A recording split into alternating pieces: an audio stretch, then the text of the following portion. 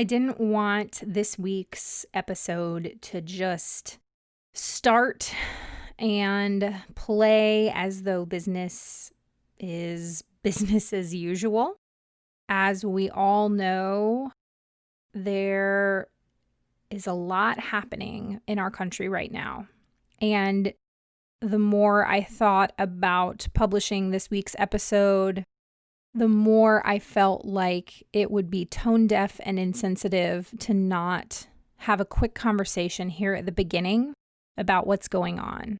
I started this podcast back in the summer of 2016 because I wanted to use this medium of podcasting to facilitate important conversations around change makers who are using their businesses and their vocational pursuits as a force for good and a force for change. I've had the honor of having conversations with over 200 people at this point who are some of the bravest, smartest change makers I've ever met. I have had the unbelievable privilege of just being able to sit and listen to some of the most incredible Black business owners and entrepreneurs and speakers right here on this podcast. People like LaToya Tucciaroni, people like Kev from Kev on Stage, people like Monique Melton from Atmo Motivate. I've had the opportunity to speak to people like Ike and Tosh Haynes, powerful photography duo, people like Brandy Riley of Mama Knows It All. So many more who are just incredible Black entrepreneurs who are doing so many powerful things with their businesses. The reality is that our Black brothers and sisters are hurting right now. And there's 400 plus years of pain that is coming to the surface, has been at the surface. And right now, I just want to say that I am listening and I am learning. I just want to say that for my Black brothers and sisters who are listening right now, you are loved. You are so, so loved. And I'm listening and I'm learning. I know that no matter what I say, it's going to come out completely imperfect. But I just felt it was really important to say something right here at the beginning that I'm listening and I'm learning. And I pray that for those of you that are listening, that maybe you feel uncomfortable, maybe you feel like you don't know what to do or you don't know what to say, or if you hear something that makes you feel uncomfortable, lean into that. Change happens when we are uncomfortable. Change happens when we are uncomfortable. And so lean into that discomfort. Don't shy away from it. And if there's something that you hear that makes you feel like you are beginning to unravel the things that maybe you thought to be reality, I think that that's a good place to be.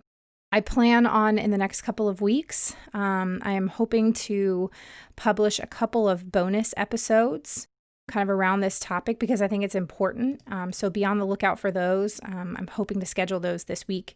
But again, all of these interviews that I do, I record months and months in advance. So, I think this week's episode is going to be a great episode. It's not one that is talking about race, and I didn't want to delay it because I do think it is important that we can still, do things that we would be doing. But I just wanted to take the time to acknowledge what's going on and to share that I'm listening, I'm learning, and I'm lamenting with those of you who are hurting right now. All right. Without further ado, on to the show. When people ask me where I want to be when I'm 80 years old, one of the first answers I always give is something to the effect of holding hands and still madly in love with my husband, John. I am so passionate about marriage and the amazing gift that it is. Now, I just want to say that today's episode is for married people and single people. There really is something for everyone in this episode. And I also want to say that I understand that marriage can be a sensitive topic for some that maybe have been divorced, have been in harmful marriages, grew up as a child of divorced parents, or maybe you just long to be married. I just want you to know that you are loved, and I hope this episode is encouraging to you. My guest today has spent the majority of his life using his passion and ministry to bless and encourage couples and families. Welcome to the Business with Purpose podcast. Welcome to the Business with Purpose podcast. Here's our host, Molly Stillman, our mom. Welcome to the Business with Purpose podcast. I'm your host, Molly Stillman of stillbeingmolly.com, and this show is all about bringing you the stories behind the brands, companies, and small businesses that are changing the world. Each week, I interview an entrepreneur, a CEO, nonprofit director, community leader, or just an incredible person who is trying to make a positive impact not only through their personal life, but also with their career. My goal is to show you that no matter what you do for a living, you can make an impact wherever you are. My guest this week is Dr. Randy Schroeder, a licensed marriage therapist, pastor, and retired professor of pastoral counseling, who has a lifetime of expertise in marriage, both professionally and personally. For 3 decades, he has helped well over 1,000 couples establish the simple habits that are essential for developing a fulfilling and gratifying marriage. I actually just finished reading Dr. Randy Schroeder's book, Simple Habits for Marital Happiness, and we just have such a great conversation. He is just such a joy to talk with, and I really hope that you enjoy this episode and that you are blessed by it. So without further ado, on to my conversation with Dr. Randy Schroeder. Dr. Randy Schroeder. Randy, thank you for being with me on the show today. I'm so excited to have you. It is my privilege and pleasure to be with you on your podcast, and I'm excited to be here. You know, we talked about this a little bit before I pressed record, but I just have to share this with the audience. One of the people that I was corresponding with when we were scheduling this described you as the human form of a chocolate chip cookie. And I have decided that is now my favorite description of a person ever, because who doesn't love a warm chocolate chip cookie? It just automatically makes you smile. It does. And I appreciate her very kind comments about me. Well, I am so excited to have you because obviously you are an expert, or you are, I don't know if you would even describe yourself as an expert in the world of marriage and marriage counseling. And I'm just really, this is something that I'm also really passionate about. I'm so passionate about marriage and strong marriages. And my husband and I are just really committed to that as well. And so I've been reading your book, Simple Habits for Marital Happiness, Practical Skills and Tools that Build a Strong, Satisfying Relationship. I've been reading it, and it's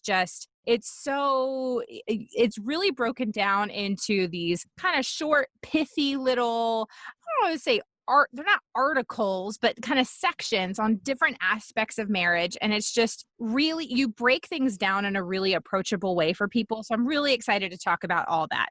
But before we do that, I'm going to have you do what all my guests do, and that's give us the Randy 101. So tell us who you are, what you do, and how you got to where you are today. Thanks again, Molly, for having me. My wife and I have been married 45 years. We have 2 married sons and 6 grandchildren, and I have thoroughly enjoyed helping individuals, couples, and families have satisfying lives, and probably, Molly, have done more than 60,000 hours of counseling. And by God's grace, I hope to have a healthy body, healthy mind, and I never really want to retire. I hope to continue helping people. I always have a goal till I'm 90. That's my goal. Now, I'm not going to be full-time, but I still now, today, have a very successful counseling practice. I probably, Molly, have helped more than 1,500 couples, maybe closer to 2,000, achieve a happy marriage, to give them the skills and the tools to do that. And for years, my wife would say to me, Randy, you've helped thousands of couples achieve a happy marriage. Write a book, get the information out there so that the skills and tools are available for couples. And so that's what I've done. And I really, again, appreciate the opportunity to talk about simple habits for marital happiness. Absolutely. Now, I mean, first, congratulations on 45 years of marriage. That is amazing, amazing, amazing, amazing. And it's no small accomplishment. At what point in your marriage did you always have a passion for counseling other couples? Or at what point kind of in your own marriage journey did you realize, like, I think we're not perfect, but we're doing this thing pretty well, and I'd love to help other couples. How did that transition happen? Well, as my counseling practice opened in 1990. And so as I help more and more couples, I learned from couples.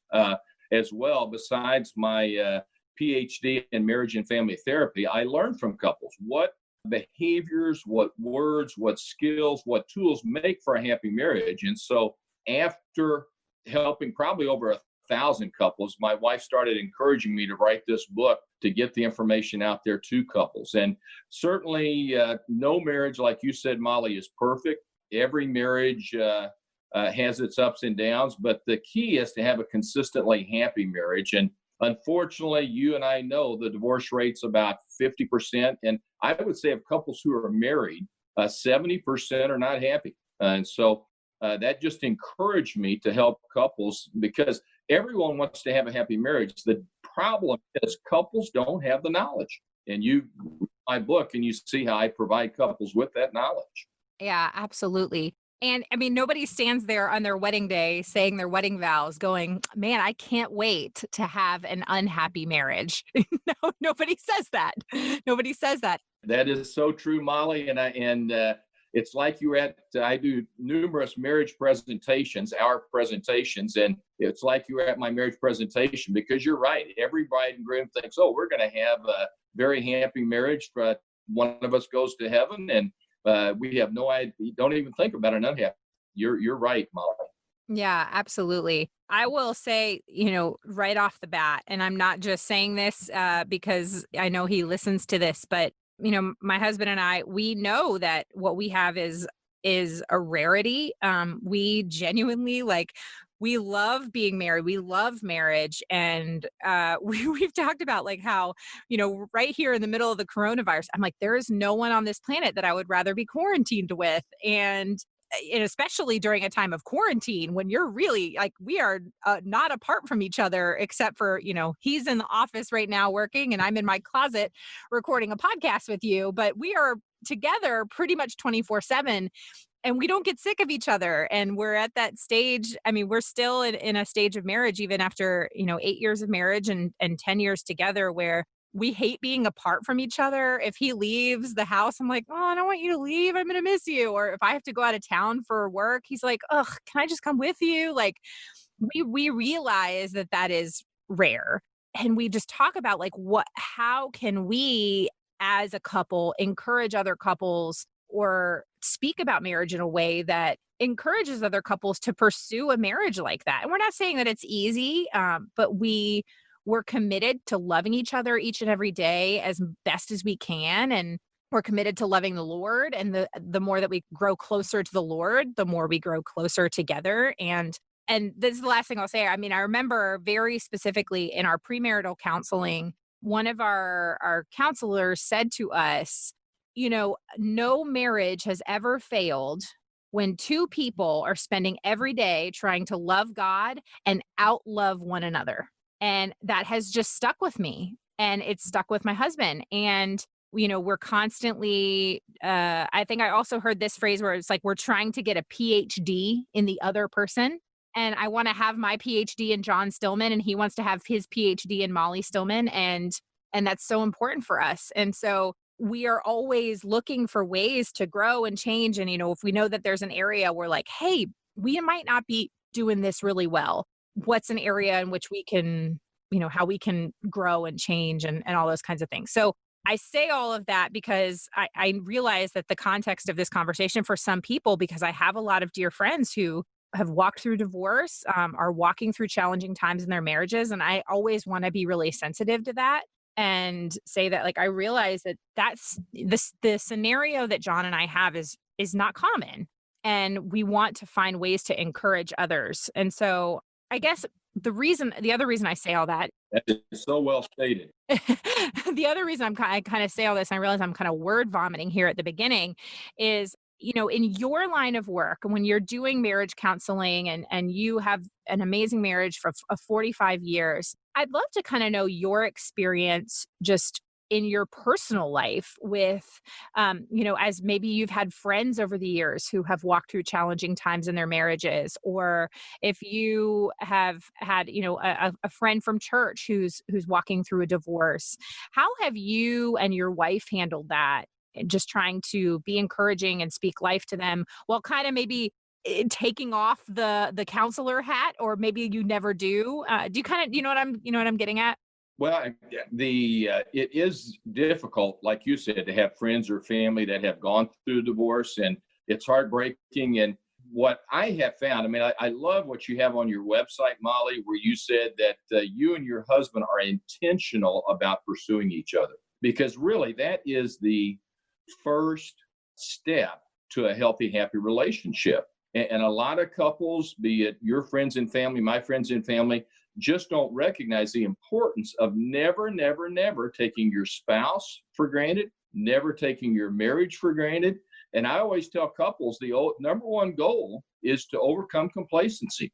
And you and your husband, Molly, you and John are doing that by what your premarital counselor told you, loving God daily and trying to outlove each other. And so that is what I've seen as absolutely essential. Now, let me also add that motivation alone is not sufficient.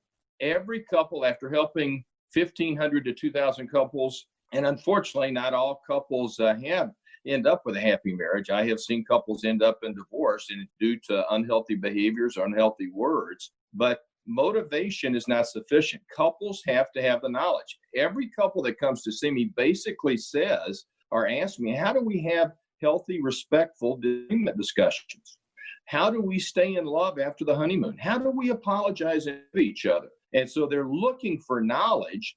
And unfortunately, I have never seen one secular marriage book or Christian marriage book that looks at every single aspect of a marriage, from apologizing, forgiving, to finances, to disagreement discussion, to staying in love after the honeymoon, to guarding your relationship from being broken apart. And as you've read in my book covers every single area of the marriage, Simple Habits for Marital Happiness. And so, yeah, it's heartbreaking to see family and friends not work it out. But a lot of times it's not their lack of motivation, it's lack of knowledge. Yeah, absolutely. There was one thing that there was obviously lots in the book that I really liked. But for those listening, when you get the book on page 133, you said you only have control over becoming the best spouse you can be, both as a person and a spouse. Every day, in every way, become better and better. You cannot change your spouse, but by reading this book, you will become a better spouse and develop a stronger emotional connection in your marriage. Every successful marriage requires two partners who take responsibility for ongoing spousal development. And I loved that, because that is one of those things where so often, and you delve a little bit more into this, where sometimes like we think on that wedding day when it's like, we either think we can change the person that we're marrying or they're never going to change at whatever stage they are. Like, well, if this is imperfect, I can change that. Or, they're perfect right now, they're never going to change. Guess what? You're going to change. Everything's going to change. Your views on things might change. Your body's going to change. Like, life is going to change, but you can't control that. So what can you control? And I just really loved that, because there's certainly been times where, not that it's been anything like bad, but I'll just remember like there might be a time where I'm like, why would my husband do that? Or like, why would he say that? And I'm like, I can't change him. Like, but I can change how I react, or I can change how I communicate with him about that certain thing. So I think that just so succinctly puts where so many spouses go wrong, is trying to change the other person when it's literally impossible. That is so true. And I appreciate you highlighting that in Simple Habits for Marital Happiness, because and I get the sense, Molly, that you and John are continually growing as Christians and continually growing as husband and wife, and even as parents. And that is the key. And so when we stop growing, our marriages stop improving. And so even, by God's grace, I hope I'm alive in 5 years, still helping individuals, couples, and parents through my counseling practice. But I want to be a better husband in 5 years than I am today. And I think that's what everyone needs to keep in mind. And that helps, again, overcome the number one insidious disease for a marriage, complacency. It helps us overcome complacency by getting better and better and better in every way. Yeah, absolutely.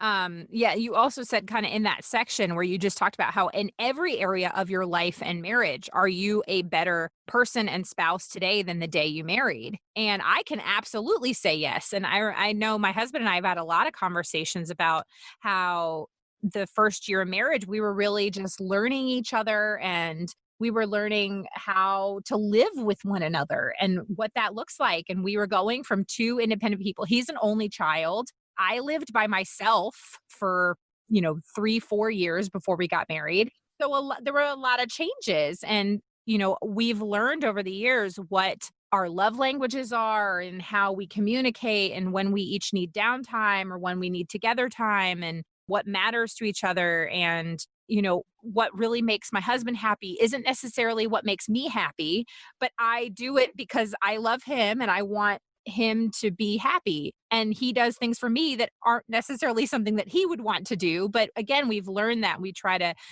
get better every single day. And yeah, I love the way you said just complacency.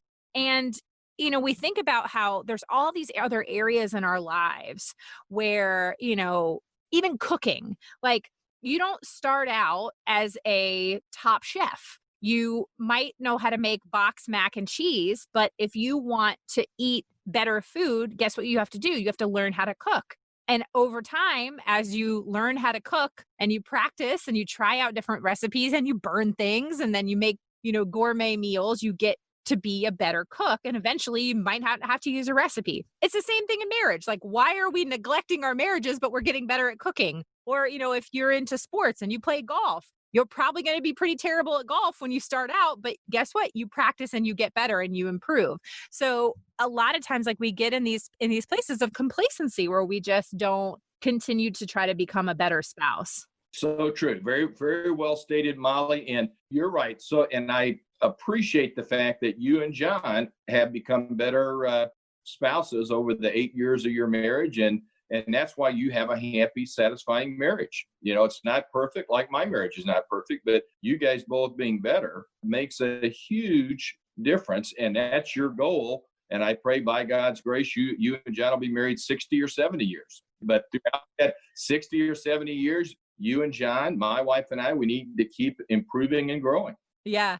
We always joke that we want to be the 85, 90-year-old couple that's just holding hands and making out in public and grossing everyone out. I just want to I want to be put my hand on his butt and just in public. Everyone's like, "Oh, what's that? What's that old couple doing?" I'm like, "That's what I want to be. That's my goal." That is a great goal. And you guys keep intentionally pursuing each other and applying the healthy skills and behaviors to have that great communication you have now. I mean, it sounds like you guys thoroughly understand each other and you're trying to understand each other even more. Yeah. There's another section. There's a couple of sections of the book I just really wanted to highlight with you because I think that they were just kind of light bulb moments for me. And this one was on page 68 in the section on telling your spouse how to comfort you. And it says, when you are feeling down, your spouse can only help if they know what lifts your spirits. Sometime soon, will you please sit in your living room or at the kitchen table and share with each other your thoughts and feelings about what will bring comfort to you in stressful situations? I loved that for a couple of reasons. One, there's, we talk a lot about how we can't read each other's minds. And so often women, raising my hand here, I am guilty of this. We get frustrated or mad with our spouse or our significant other because they are not reading our mind and they are not doing exactly what we want them to do in that situation. And then all of a sudden we get silent, we give them the silent treatment. We're like, well, how did you not know that I needed this? You know what I mean? I mean, women, we are so all women, we do this. And men. That's true. And men too. But I really loved the way that you approached, because I mean, obviously in that particular scenario, we're talking about stressful situations and how to comfort you. But I think it can apply to so many other aspects of our marriage. And so I wonder if you would just kind of talk a little bit about that, expand on that. Yeah, it's interesting you bring that up, Molly. I was on another podcast recently, and the woman actually been married 30 years. And one of the things that she said, a lot of the skills and tools jumped out at her and are going to help her and her husband in their relationship get stronger. But what jumped out of her was that tell your spouse how to comfort you as well. She said, she said recently, something happened, and I was thinking, well, why doesn't my husband wrap his arms around me and give me a big hug? And I've heard that thousands of times in my practice where spouses will come in and one will say, especially the wife, this happened, that happened. Why didn't my husband comfort me? And I'll ask, how do you want to be comforted? And what is surprising, Molly, is a lot of times the spouse will say, well, I'm not sure, but my partner should know. Well, if we're not sure how we want to be comforted, how will our partner know? So like I indicate in my book, I have spouses write down specifically exactly what they want to hear. I love you, you're special, I care about you, with God's help we'll get through this, let's pray together. And then on the do side, what actions can make them feel better? Is it a big hug? Is it holding hands? Is it going for a walk around the block? And so that has made a significant difference in so many marriages. And again, motivation is not sufficient for a happy marriage. Couples have to have the knowledge, and that knowledge of that simple habit, tell your spouse how to comfort you through words and actions, is huge for every marriage. Huge, huge, huge. John and I walked through this a couple of years ago, 2 years ago, actually. We lost, this was really for both of us, he would say this too, that in our marriage, this was, I think, the first real big time challenge that we had walked through together. And it was, I lost 2 pregnancies back to back in the second trimester. Oh, I'm so very sorry. I am so sorry. And thank you. And when we walked through that was the first time that together we were walking through grief. As we all know, men and women grieve differently, and especially when it comes to something like a pregnancy loss, where, for me, I was physically showing, I was feeling the baby move. I had been to all the appointments, and, I was definitely more emotionally attached to our son than my husband was at the time, because he wasn't physically carrying it. Now, when we lost our first son, Elijah, in February of 2018, my husband was, obviously he was grieving and he was sad. But I remember, like, pretty much after I gave birth, or that was kind of closure for him. Whereas for me, I was walking through weeks and weeks of grief, and I was grieving very differently than him, and he didn't understand why. And I remember, like, finally at one point, like a month after the loss, we had to sit down and I had to be like, I'm not okay. And then I'm upset that you are for some reason okay. And so we had to have this kind of conversation about how do we communicate our grief and how do we walk through that differently. And then when I got pregnant again right away, and then had the exact same thing happen, second trimester loss, my husband then this time was angry. He was upset the first time and he was upset the second time, but this time he was more angry. Like, why is this happening? So he was dealing with it again very differently, where I was just at that point walking through something even more dark. And so we really had to learn during that time to communicate each other's needs. He had to tell me, like, I need to go to the gym and go work out, because that was a way that he could kind of get that physical stress out. And I needed him to listen. I needed to talk, and I needed to cry, and I needed to be him to be okay with that. And so I really connected with that section, I think, for that reason, because this is something that we've been actively working on, is just because men and women, husbands and wives, like, we deal with things differently. We're different. And it can be so difficult to communicate those expectations with each other. Exactly. And again, I extend my Christian sympathy to you, Molly, and your listeners know I have a PhD in marriage and family therapy, but before becoming a doctor, I am a pastor. Oh, wow.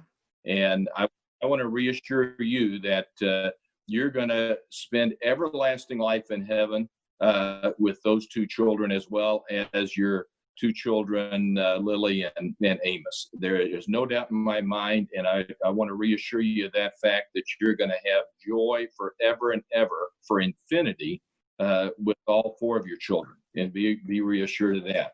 Amen. But you're right. Expectations affect everything in a marriage, and making our expectations known kind of goes back to that. Tell your spouse how to comfort you through special phrases and through special actions. And couples, just that section of the book, learning how to make their expectations known and telling your spouse how to comfort you, really can bond couples together, because we all have a tendency to think, why can't my spouse read my mind?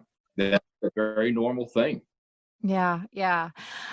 I'm curious, in your work as, a former pastor and a counselor, what is the hardest thing about it? And what just gives you the greatest joy and is the thing that just rejuvenates you, keeps you going, and you go, yeah, like you said in the beginning, like, I want to do this as long as I physically can.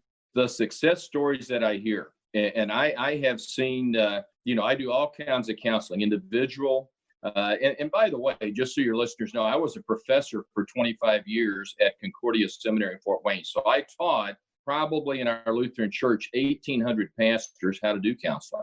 And that helped me be so effective as an individual marriage parenting expert. And I would say I feel like I'm one of the top 2 or 3 marriage experts in the country, even though my book is not a bestseller yet, and also one of the parenting experts in the country. And I actually taught ministry to the sick and dying. That was a class I taught at the seminary. But what keeps me going, and answer your question, is just seeing marriages that were on the brink of divorce. And I have that in some of the quotes at the beginning of my book, couples that were going to be divorced and now have a happy marriage. And just because they have the knowledge, it would be like, Molly, you live in North Carolina. If I ask you to drive to Los Angeles, California, without your GPS and without a map, you may get there, but it may take you weeks or months, because you're going to drive all over the place because you don't know where you're going.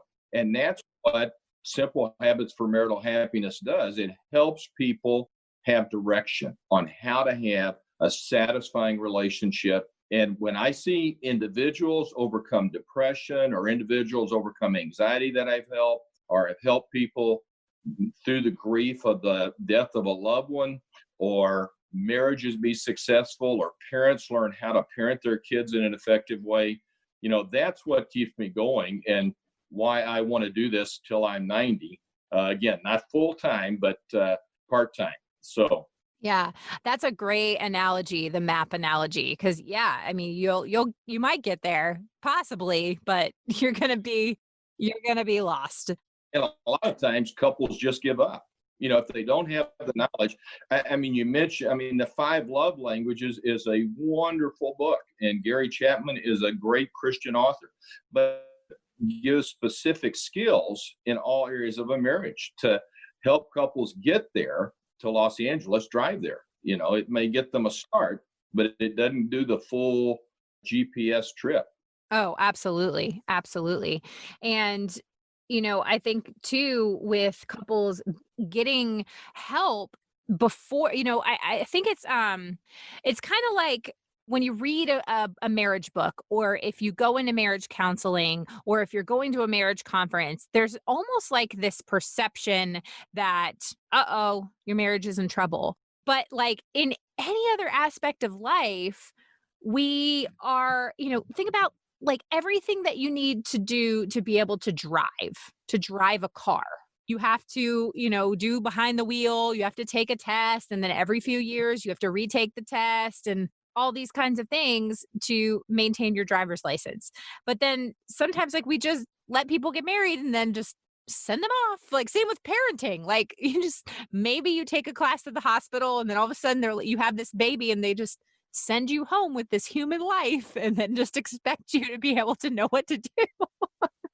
And that's so absurd. And so, I think going into marriage counseling, or going to a marriage conference, or reading a book about marriage before you have problems, I think is even more key. So do you have like, I would say, what percentage of couples come to you that are in trouble, or do you have a good percentage of couples that come to you when things are good and they want to keep them that way? I would say, because I have become very well known as a marriage expert and a parenting expert and relationship expert, a higher percentage will come to see me to get the knowledge because they want to strengthen their relationship. They're not in trouble. They're not thinking divorce. Neither one contacted a lawyer, but they say, we want to get the skills and tools that can make our marriage better and better so that 5 years from now, it's better than it is today. And so that percentage, Molly, is increasing. But I still do see the troubled relationships that where one or both have already contacted lawyers and one out. And let me throw this in. I mean, I think it's great that you and your husband have a wonderful marriage. I always tell couples, when they have kids at home, if they have a B marriage, they're in the top 5 marriages. If they have a C plus or B minus marriage, I say God bless, because childcare takes time, and that's time away from the marriage. And even though I'm a marriage expert, when our 2 sons were at home, I would say our marriage was never greater than a B, just because we're all imperfect and flawed, and children require discussion. And when you don't have kids at home, then I always say the best a marriage can be is an A minus. There never has been in the history of the world an A or A plus marriage, because we're all sinners and we're all flawed. But A minus marriage is possible when kids are not at home. And so I think it's, in answer to your question, kind of getting a roundabout here, I think a lot of couples want to strive to strengthen their relationship and not take a chance on being complacent. I'm going to take a quick break from my conversation with Randy to share with you that the new Summer 2020 capsule collection from Seiko Designs has launched. This collection is the perfect expression of reclaiming our vision. Our minimalist floral design, Hide and Seek, is a celebration of the hidden gems in our midst every day. We've reimagined and elevated the classic Ugandan paper bead jewelry to add a delicate and unique flair to your summer wardrobe. Our tiger lily pieces are inspired by the boldness of their namesake, and each of our bags are as eco-friendly as they are beautiful. As you continue about your days, we hope this collection reminds you to look for the miracles and to be fearlessly, boldly, and unapologetically you. To shop this incredible collection, go to seikodesigns.com/Molly Stillman. That's SSEKO designs.com/Molly Stillman. Now back to my conversation with Dr. Randy Schroeder. That's a great point about just there's no perfect marriages. And the best you can have, especially with kids at home, is a B. And and I'll say, especially during a quarantine, when you have 2 children at home you're trying to work from home and homeschool and all those kinds of things. And actually, you know what, that kind of leads me to, I was going to ask you this question later, but since we're kind of on the topic, my husband and I were talking about this the other day, and I said, one of the things that I think is I hope this is not true, but one of the things that's going to come out of this season that we're in with COVID-19 is I think we're going to see a surge in divorces. And I hope I'm wrong, but it's at a time like this when couples are at home, they can't get away from each other, and they might just realize, like, I don't actually like this person, or we don't actually get along, or something like that. And so my question is, what would you say to a couple that is listening right now, or to a person who's listening right now, who's married, who might be struggling with that right now? And they're just thinking during this season of the coronavirus, like, I don't know if I want to be married to this person anymore. What would you say to them? Well, I think, and you actually, Molly, I was watching, caught a glimpse of this morning, and they said, since COVID-19 has taken hold in our country, the divorce, people filing for divorce, that is up just over the past couple of months. So you're right on target with your assessment. But what I would say is, once we get through this COVID-19 and couples can get outside the home, I always strive or suggest to couples that they improve their relationship 1% per week. Whether it's complimenting one another, Molly mentioned making expectations known, learning how to make expectations on a daily basis, learning how to have healthy disagreement discussions, like I mentioned in Simple Habits for Marital Happiness, learning how to apologize, forgive, just go slow and realize that your relationship can get stronger and do things in the home now. I love it that on your website, you mentioned you don't take yourself too seriously and you like to laugh and have fun. And I think that's great. But I suggest to couples right now, and I do phone counseling right now. I've got a phone counseling session scheduled this afternoon. But that couples watch comedy TV shows together, watch comedy movies, do dates in the home and alternate picking dates like I suggest in my book, even though it's more outside the home, just in my book. But in the home, it may be one day you play Scrabble together. The next day you go outside for a walk and you alternate kind of doing fun activities that can strengthen your relationship. And just don't give up hope, but motivation alone is not sufficient. I just want to stress that again. And the knowledge and the skills and the tools is what it takes to have a healthy relationship. Yeah. And I loved what you said about date nights at home. And that has actually been something John and I have been doing throughout this and we've done, I mean, especially with young kids, like we've done at-home date nights over the years. But we very we would maybe do them like once a month or something like that, an at-home date night. And throughout the quarantine, we have made Saturday night at-home date night. And it has been so much fun in that what we try to do is every week come up with something new that we can do. And my husband, who is he's so creative, he planned our at-home date night last week and he made a indoor putt-putt course throughout our house. And he got putters out and golf balls and he found one of those frisbees that has a hole in it. And he made that the hole. And then he had like one hole was we had to go through the office but it had to like bounce off. The ball had to bounce off like file cabinets. And I mean, we had a hole where we started at the top of the stairs and you had to hit it down the stairs. I mean, we laughed. It was so much fun. And I just was like, I love your creativity, but I love doing kind of stuff like this with you. We'll play categories. We cook dinner after the kids go to bed. And it's just been something that we both really look forward to. And so every week we're like, only a couple more, days until date night. And that has been something that is really brought us closer during the quarantine. And so I just echo those sentiments that you said is just, even though we can't get out, is the importance of dating each other. And yes, you can have a putt-putt date night in your house. You can steal that idea from John Stillman. Well, I remember that, Molly. I picked something up in my phone counseling when I counsel with couples. I'm going to suggest, I love that both of you are creative and especially playing a putt-putt game in your house. I've never heard of that, but that's a wonderful idea that your husband came up with. Yeah, that was all him. That's all his creativity. He definitely surprised me with that one. Tell John I said great work. I will. I definitely will.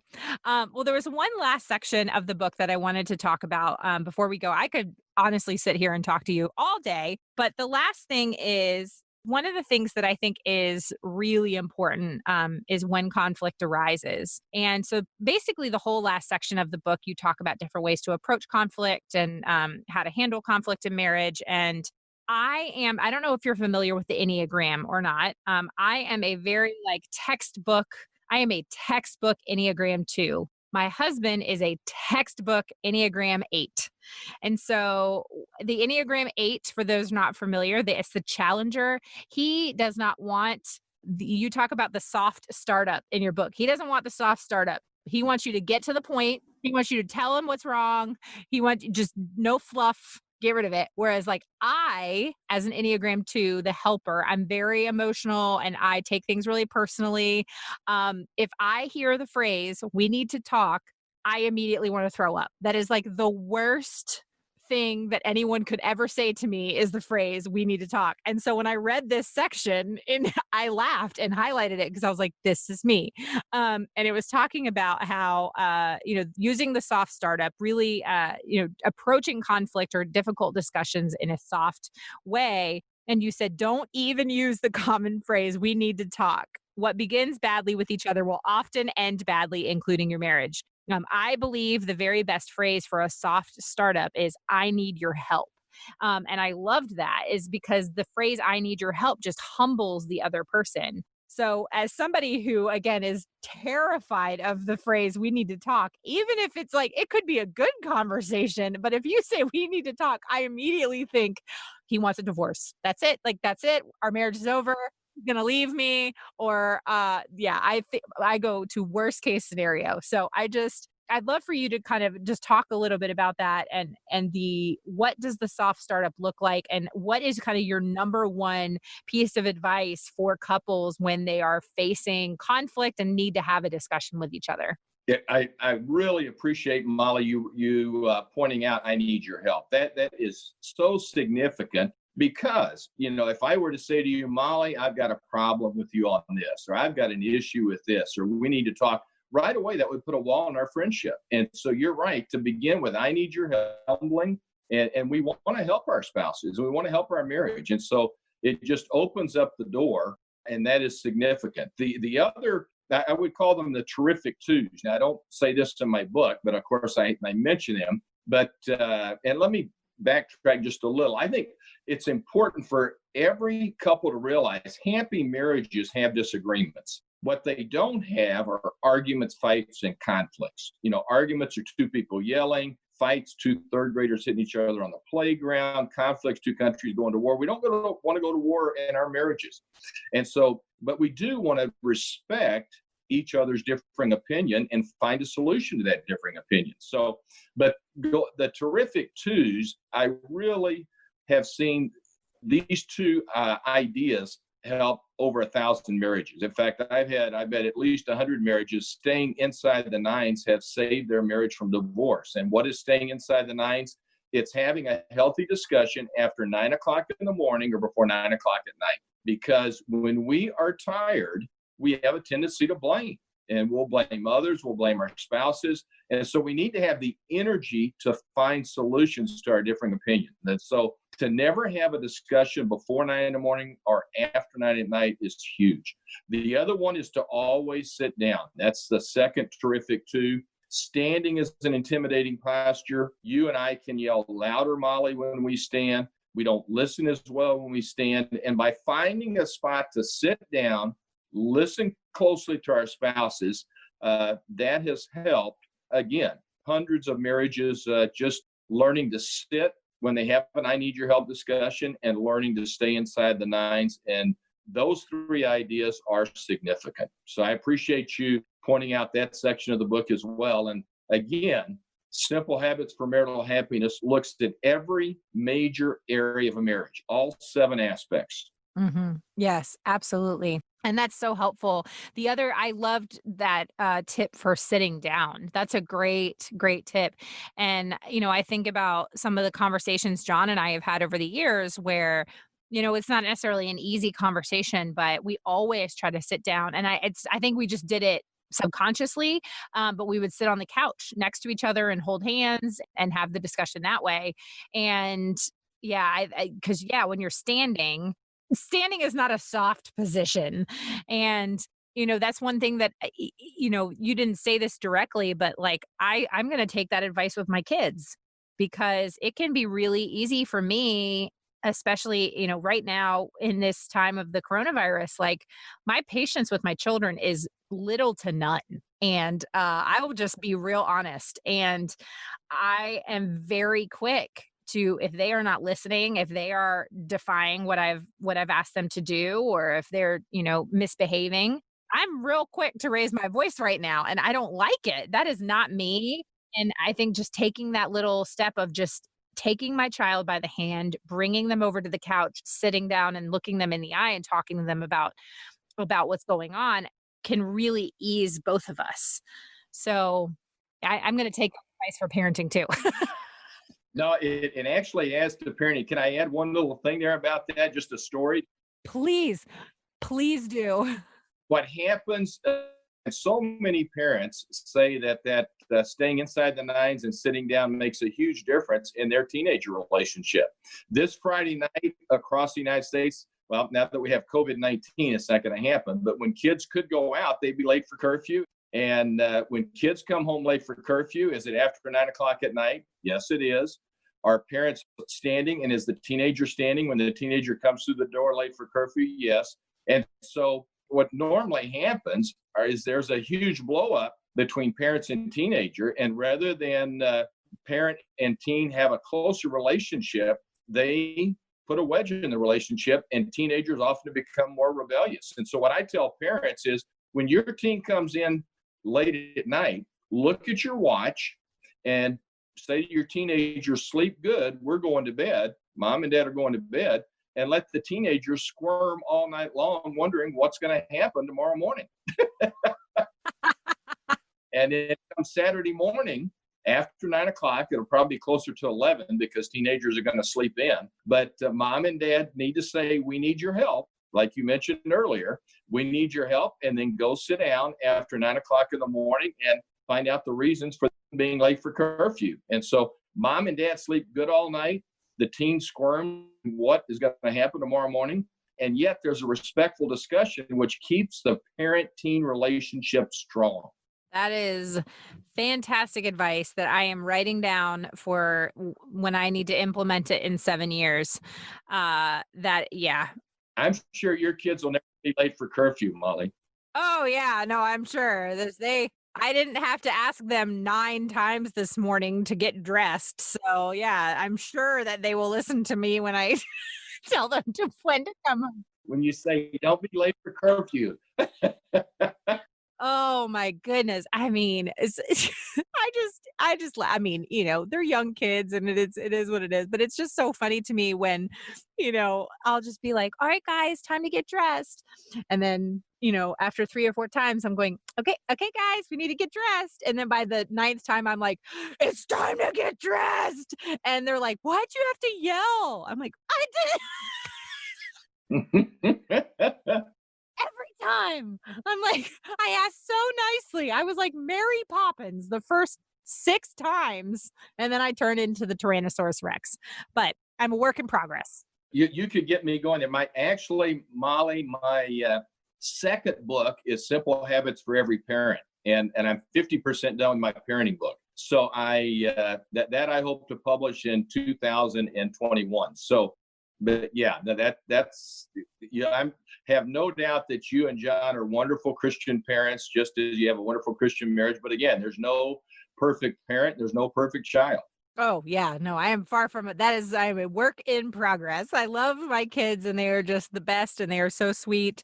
And they also drive me absolutely up the wall. So, especially during COVID-19, for all parents. Yes, the homeschooling, all of the things where there are just times where I look at my husband and I'm like, I just would love for someone to not ask me for a snack for I don't know, 10 minutes, just something but anyway, yeah, well, I will be buying your parenting book for sure.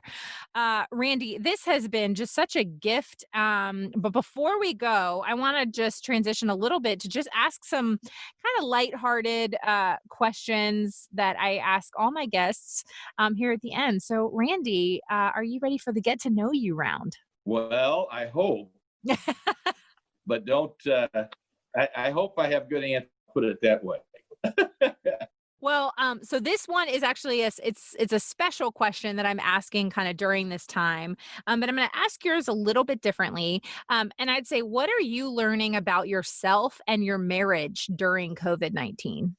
Well, I just read a book, finished a book last night by Tom Landry, who used to be the Dallas Cowboys football coach years ago. And he talks about in there, it's how we react to adversity. And so I've kind of learned how I need to react in a healthy way to adversity, and what I cover in my counseling practice, all the skills and tips to stay emotionally healthy and happy. And also it's been rewarding to spend all this time with my wife and I, and to have the connection there. That has been valuable and special for us, and it's given us a little more time to connect strongly with each other. Well, as you can see, a visitor just joined us. I see Lily back there. Hi, Lily. Do you want to say hi? Hi. Here, you can say hi in the microphone. Hi. Hi. Is your brother Amos close by? He said, is your brother Amos close by? Uh-huh. Is Amos out there? He's with Dada. Oh, he's with Daddy.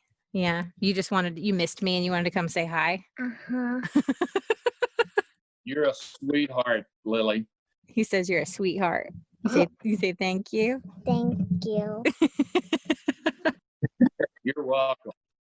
Okay, so question number 2 is, what is your ideal date night with your wife?